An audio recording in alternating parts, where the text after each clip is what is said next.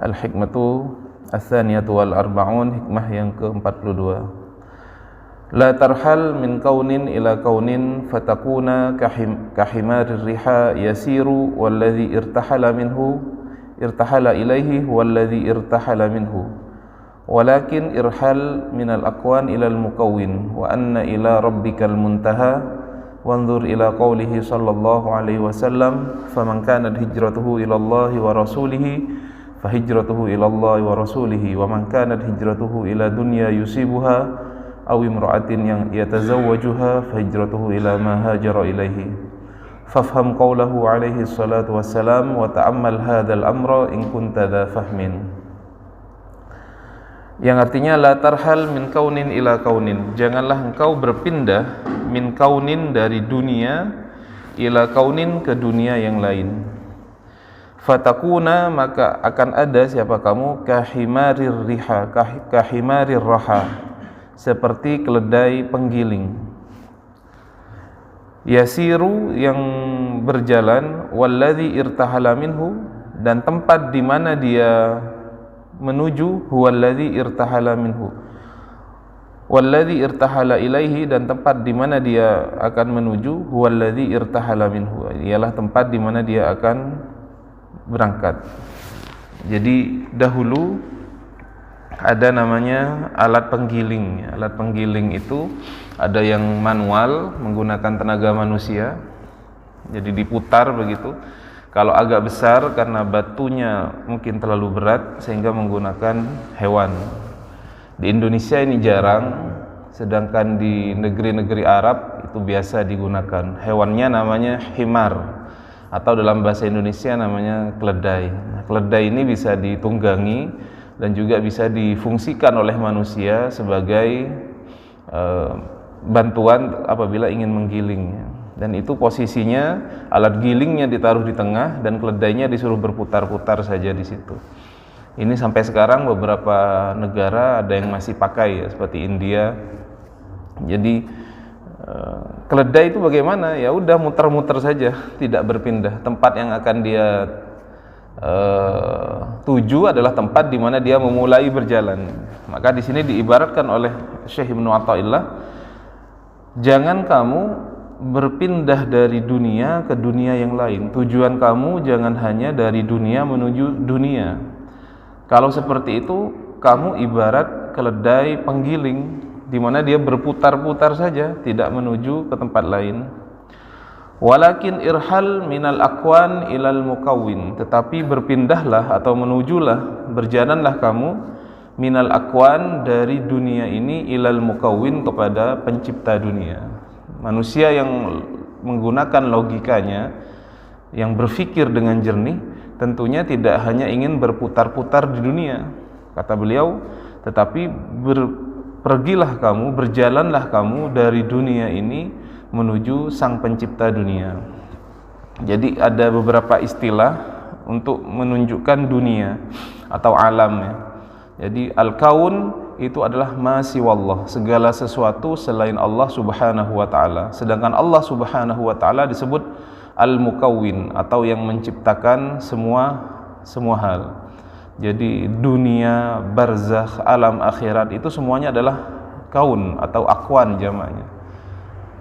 Kita jangan berpindah dari dunia yang satu kepada dunia yang lain. Janganlah kita menjadikan tujuan kita dari dunia menjadi kepada dunia yang lain. Tetapi hendaklah tujuan kita dari dunia ini, hendaklah kita berjalan menuju kepada Allah Subhanahu wa taala. Wa anna ila rabbikal muntaha, wa anna ila, dan sesungguhnya ila rabbika, kepada Tuhanmu, al muntaha, kesudahan. Wanzur ila qaulihi sallallahu alaihi wasallam, dan hendaklah kamu menyimak sabda Rasulullah sallallahu alaihi wasallam, faman kanat hijratuhu ilallah, barang siapa yang hijrahnya kepada Allah Subhanahu wa taala, wa rasulihi, dan kepada rasulnya, fahijratuhu ilallah wa rasulihi, maka hijrahnya kepada Allah dan rasulnya. Wa man kanat hijratuhu ila dunya, dan barang siapa yang hijrahnya kepada dunia, yusibuha, yang akan dia peroleh, aw imra'atin yatazawwajuha, atau perempuan yang ingin dia nikahi, fahijratuhu ila ma hajara ilaihi, maka hijrahnya kepada sesuatu yang akan dia hijrahi. Fafham qaulahu alaihi salatu wassalam, maka pahamilah sabda baginda Nabi besar Muhammad sallallahu alaihi wasallam, wa ta'ammal, dan berfikirlah hadzal amra, tentang perkara ini, in kunta dza fahmin, apabila engkau mempunyai pemahaman. Jadi ada dahulu namanya Muhajir Ummu Qais. Muhajir Ummu Qais pada saat sahabat-sahabat Rasulullah SAW berhijrah dari kota Makkah ke Madinah, ada satu orang yang kemudian dijanjikan oleh seorang perempuan, saya akan menikah kepada kamu, tapi dengan syarat kamu harus hijrah ke kota Madinah. Kalau sahabat-sahabat yang lain hijrahnya itu karena menjaga agama, di Mekah sudah tidak kondusif, mereka dilarang melakukan ibadah-ibadah, mendapatkan siksaan, cacian dan lain-lain, sehingga diizinkan oleh baginda Nabi untuk hijrah ke kota Madinah. Berbeda satu orang ini namanya Muhajir Ummu Qais, dia berhijrah karena seorang perempuan hijrah ke Madinah karena dijanjikan kalau kamu hijrah nanti akan menikah dengan saya. Maka disebut di sini faman kanat hijratuhu ilallah wa rasulih fahijratuhu ilallah wa rasulih. Kalau hijrahnya tujuannya adalah untuk Allah dan Rasulnya, maka dia akan mendapatkan Allah dan Rasulnya. Tetapi kalau hijrahnya kepada dunia atau kepada perempuan untuk dinikahi, maka itu yang akan dia dapat. Jadi di hadis ini, potongan hikmah ini menjadi penting bagi kita untuk memperbaiki niat, ya. Jadi bukan kita tadi kembali kepada hikmah yang di awal, seperti keledai yang menggiling gandum atau menggiling padi yang berputar-putar saja dari dunia menuju dunia. Tentunya kalau kita menggunakan logika kita tidak ingin berada di dunia ini hanya bertujuan kepada dunia. Tujuan kita adalah Allah Subhanahu wa taala, karena disebutkan di sini wa anna ila rabbikal muntaha, dan sesungguhnya kepada Tuhanmu kesudahan itu. Baik kita nanti berada di dunia, berada di barzakh, berada di akhirat, satu-satunya zat yang membersamai kita itu hanyalah Allah Subhanahu wa taala. Ketika nanti seseorang berada di alam barzakh, ketika dia sudah meninggal di kuburan, itu tidak ada yang menemani siapapun. Kalau nanti di padang mahsyar itu kita bersama-sama, ketika dibangkitkan itu bersama-sama, banyak orang yang akan dihisab. Tetapi masa barzakh ini, ketika kita sudah meninggal sampai nanti dibangkitkan oleh Allah Subhanahu wa taala, ini benar-benar sendirian. Artinya kalau dia tidak melakukan amal soleh di dunia, maka kubur itu akan terasa sempit dan gelap bagi dia. Akan ditunjukkan qit'atun minal adzab. Ini loh nanti tempat kamu di neraka. Itu sangat sedih, ya. Makanya satu-satunya tempat di mana kita akan merasa benar-benar sendiri itu di kuburan itu. Barzakh, masa penantian antara dunia dan ketika sebelum kita dibangkitkan. Nah, ini kalau orang tujuannya ketika hidup hanya kepada dunia, tidak bertujuan kepada Allah, maka akan merasa sedih nanti ketika berada di alam barzakh ini, karena benar-benar sendiri. Tapi kalau kita punya pemahaman sehingga sejak sekarang tujuan kita diarahkan kepada Allah Subhanahu wa taala, dan pada hikmah sebelumnya kita mengetahui satu-satunya zat yang tidak pernah terpisah dari manusianya hanyalah Allah Subhanahu wa taala. Dimanapun kita berada, baik di dunia, di barzakh ataupun di akhirat, Allah selalu membersamai kita. Maka kita akan selalu dilimpahi rahmatnya Allah. Walaupun kita berada di barzakh itu akan ditampakkan bahwasanya tempat kamu nanti di surga, dan mudah-mudahan kubur kita nanti diluaskan, akan mendapatkan nikmat kubur. Jadi kita percaya dan kita yakini di kubur itu ada namanya azab kubur dan nikmat kubur. Bagaimana kan itu sudah hancur, badan kita sudah dimakan cacing tanah, apakah kita masih merasakan? Jadi Allah Subhanahu wa taala Maha berkuasa untuk kemudian menciptakan sebuah dunia yang berbeda aturannya dengan dunia yang kita rasakan. Kalau sekarang kita berada di dunia ini punya aturan, tapi di barzakh itu punya aturan sendiri. Karena sudah hancur, sudah tidak merasakan azab, tidak benar seperti itu. Jadi tetap seperti ini. Kita itu di dunia saja, kalau kita bayangkan ya, ini agar kita lebih paham.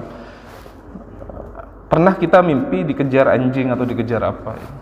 Bangun tidur ngos-ngosan itu. Itu dikejar anjing sungguhan apa enggak? Enggak, padahal kita hanya mimpi. Tapi fisik kita, ruh kita seakan-akan capek. Mimpi jatuh dari tebing, kalau mimpi seakan-akan capek banget. Bangun jantung berdebar-debar. Padahal hanya mimpi. Artinya apa? Dunia mimpi itu punya efek kepada dunia nyata kita. Ini untuk mendekatkan pemahaman saja. Artinya Allah Maha Kuasa membuat sebuah aturan nanti di alam barzakh, bagaimana ruh kita itu mendapatkan nikmat dan mendapatkan azab. Walaupun jasad kita itu sudah hancur, misalkan jasad kita sudah hancur, tapi ruh itu tetap. Makanya disebutkan ruh itu masih tetap berhubungan dengan tempat di mana kita dikubur. Lebih dekat hubungannya ketika pada hari Jumat, pada hari Kamis, dan pada hari Sabtu. Makanya kita disunnahkan dalam Islam untuk menziarahi, paling tidak apabila ada orang tua kita yang sudah meninggal, setiap hari Jumat itu kita kunjungi. Karena mereka tahu kalau kita datang ke kuburannya dan merasa senang apabila kita berlama-lama membaca doa di kuburannya. Jadi Allah Subhanahu wa taala Maha Kuasa untuk membuat aturan itu. Maka Allah yang satu-satunya zat membersamai kita sejak kita berada di dunia, di alam barzakh ataupun nanti di hari kiamat nanti. Adapun orang yang tidak menggunakan akalnya, dia hanya berpindah dari satu dunia ke dunia yang lain. Mohon maaf, misalkan ketika di dunia tidak ada tujuan akhirat, tidak ada dia berpikir sedikit pun tentang akhiratnya. Semua bagaimana dia bisa mengumpulkan nikmat dunia, bersenang-senang dengan dunia, yang kemudian akhir dari kehidupannya adalah kematian. Sudah, setelah kematian dianggap sudah tidak ada lagi. Nah, ini orang yang hanya berputar-putar di dunia, tidak punya tujuan akhir kepada akhirat, kepada Allah Subhanahu wa taala. Atau di sini beliau mensyarah, la tatlub bi a'malika as-salihah iwadon. Jangan kamu menginginkan dari amal-amal soleh kamu itu iwadon, kepada ganti, walau fil akhirah, sekalipun dalam akhirat. Ini tingkatan tertinggi ya Bapak-bapak Ibu. Ini tingkatan wali, tingkatan arifin seperti ini. Kalau kita yang masih bukan wali ini, tentunya kita mendapatkan surga ya. Beribadah kita ingin surga, dapat pahala dari Allah. Tapi kalau sudah orang yang wali-wali, mereka sudah tidak melihat hal ini. Maka disebutkan la tatlub bi a'malika as-salihah iwadon. Jangan kamu meminta atau mencari dari amal-amal saleh kamu akan ganti, walau fil akhirah, walaupun di akhirat. Fa innal akhiratu kaunun kad dunya. Maka akhirat itu adalah kaunun, adalah sebuah kaun kad dunya, seperti dunia. Itu juga selain Allah Subhanahu wa taala. Ya, walaupun kita belum bisa seperti itu, kita pasti harus diiming-imingi. Makom kita masih makom kalau kita beramal soleh, kita senang dan mengharap ada balasan dari Allah berupa pahala di surga nanti. Kalau kita melakukan amal-amal yang maksiat, kita takut nanti dimasukkan Allah kepada nerakanya. Ini makom kita masih seperti ini. Tapi makom arifin, makom orang yang sudah sampai kepada Allah, wali-wali Allah Subhanahu wa taala, maka mereka sudah tujuannya kepada Allah Subhanahu wa taala. Wal aqwanu mutasawiyatun fi annaha aghyar. Maka semua itu baik dunia ataupun akhirat nanti itu adalah sama, fi annaha aghyar, bahwasanya itu semuanya adalah aghyar, sesuatu yang selain Allah Subhanahu wa taala. Maka tujuan yang paling mulia itu adalah tujuan kepada Allah. Makanya sebelum sholat kita sebutkan, ilahi anta maksudi wa ridhaka matlubi. Ilahi, wahai Tuhanku, anta maksudi, engkau adalah tujuanku, wa ridhaka matlubi, dan ridhamu adalah yang aku inginkan. Ini tertinggi ya, makom yang tertinggi ya. Bukan kita mencari surga, bukan kita takut terhadap neraka, tapi tujuan kita kepada Allah dan ridhonya Allah Subhanahu wa taala. Makanya orang kalau sudah diridhoi oleh Allah Subhanahu wa taala, ya walaupun masuk ke neraka ya tidak akan diadab begitu ya. Makanya kita mendapatkan cerita ini, kalau nggak salah sering diceritakan ini sama Gus Baha ya di akhirat itu nanti ya. Jadi beberapa contoh golongan manusia apabila sudah berada di akhirat. Ada manusia yang kemudian diperintahkan oleh Allah Subhanahu wa taala untuk segera pergi ke neraka. Kamu tempatnya di neraka karena amal-amal kamu soleh. Maka orang itu lari sekencang-kencangnya ke neraka. Dan itu membuat heran. Ini kok lari? Ditanya, tunggu, kenapa kamu lari ke neraka? Ya dulu saya di dunia, ya Allah tidak pernah melaksanakan perintah-perintahmu. Maka sekarang saya diperintah, maka saya lari ini ke neraka. Oh ya sudah, kamu saya ampuni gitu ya, karena memenuhi perintah Allah. Ada orang yang juga diperintahkan untuk pergi ke neraka yang nggak mau ya, ketika sudah dipanggil ke surga nggak mau. Kenapa kamu nggak mau pergi ke neraka? Ya karena saya husnudzon ya Allah, bahwasanya setelah saya dipanggil ini tidak akan dimasukkan ke neraka lagi gitu ya. Nah, jadi ini kan masalah hati begini ya, bagaimana keyakinan kita kepada Allah Subhanahu wa taala. Makanya kalau orang punya hubungan baik dengan Allah, selalu berhusnudzon dengan Allah Subhanahu wa taala, insyaallah baik ya. Walaupun kita tahu kehidupan di dunia ini kadang-kadang sering membuat kita seakan-akan lupa kepada Allah Subhanahu wa taala ya. Bahkan banyak orang itu sekarang akibat dari banyaknya masalah yang menimpa dia itu sampai jatuh kepada titik di mana dia sudah tidak menginginkan apalagi, sudah nggak punya ambisi apalagi di dunia ya. Kadang-kadang kita lupa, diberi musibah itu kadang-kadang malah menjatuhkan kita. Lupa kepada sang pemberi musibah yaitu Allah Subhanahu wa taala, dan lupa bahwasanya di balik musibah itu pasti ada hikmah yang diinginkan oleh Allah Subhanahu wa taala. Itu saya ada seorang teman sampai dia bilang begini. Kemarin ada pengukuhan seorang profesor di kampus saya. Ketika saya duduk di sampingnya, saya sudah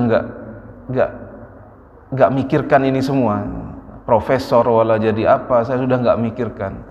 Karena pernah saya dalam satu titik di kehidupan saya gagal dalam berkeluarga, maka itu sudah menjadi cukup bagi saya, dan sekarang saya tidak menginginkan apa-apa. Lihat bagaimana seorang ketika diuji oleh Allah Subhanahu wa taala sehingga sampai tidak ada keinginan lain dalam kehidupannya, keinginannya hilang.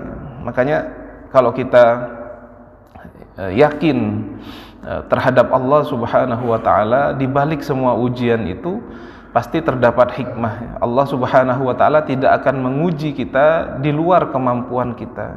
Pasti kita yakin ini Allah Subhanahu wa taala menguji kita karena ada hikmahnya. Makanya kita tetap berhusnudzon kepada Allah Subhanahu wa taala di saat apapun titik terendah dalam kehidupan kita, Allah selalu membersamai kita. Walaupun kita kadang tidak ingat kepada Allah Subhanahu wa taala. Ketika senang berlebih kadang-kadang lupa sama Allah. Ketika diberi cobaan baru ingat pada Allah Subhanahu wa taala.